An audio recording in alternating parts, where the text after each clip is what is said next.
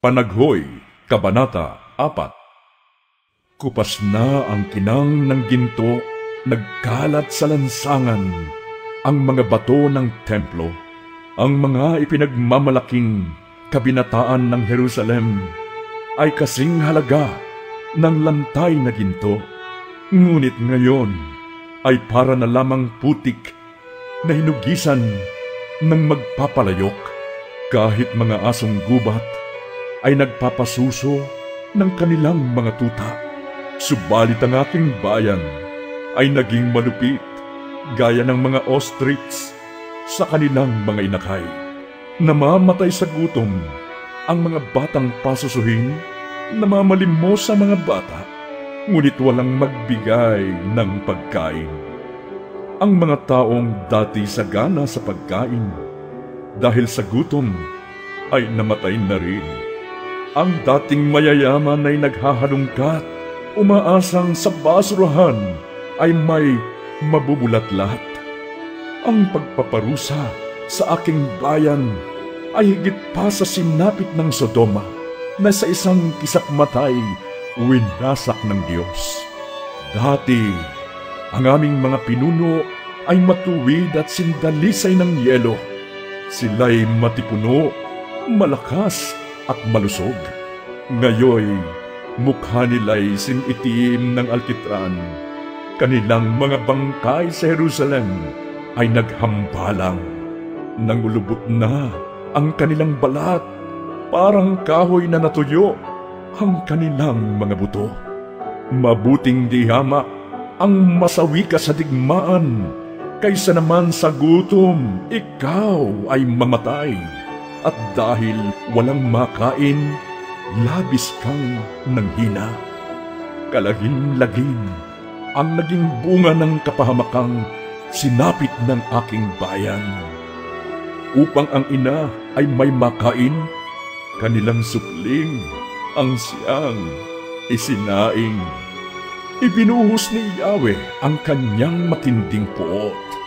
Sa lunsod ng Zion, lahat kanyang tinupok. Hindi naniniwala ang lahat ng hari sa sanlibutan.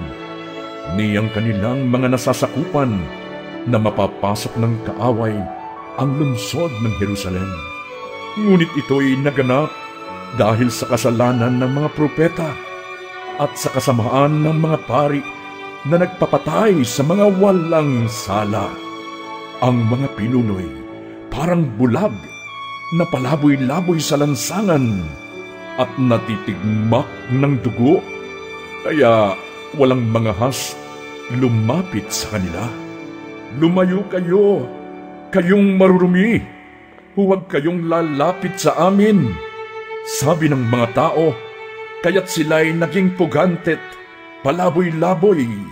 Ni isang bansay walang nais tumanggap sa kanila.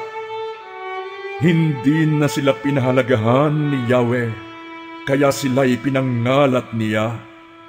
Hindi na niya kinilala ang mga pari at ang mga pinuno.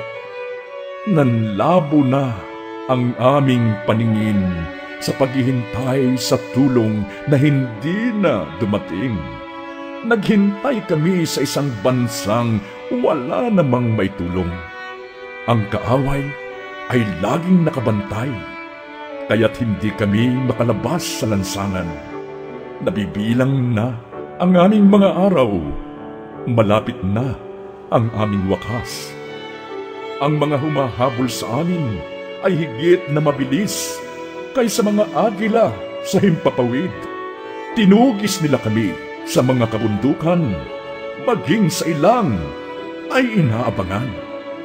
Nabihag nila ang aming tagapagtanggol, ang itinalaga ni Yahweh na inaasahan naming mangangalaga sa amin laban sa mga kaaway.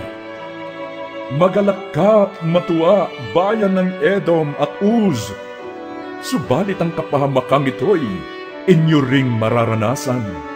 Malalagay ka rin sa lubos na kahihiyan. Pinagdusahan na ng Zion ang kanyang mga kasalanan, kaya't lalaya na siya mula sa pagkabihag.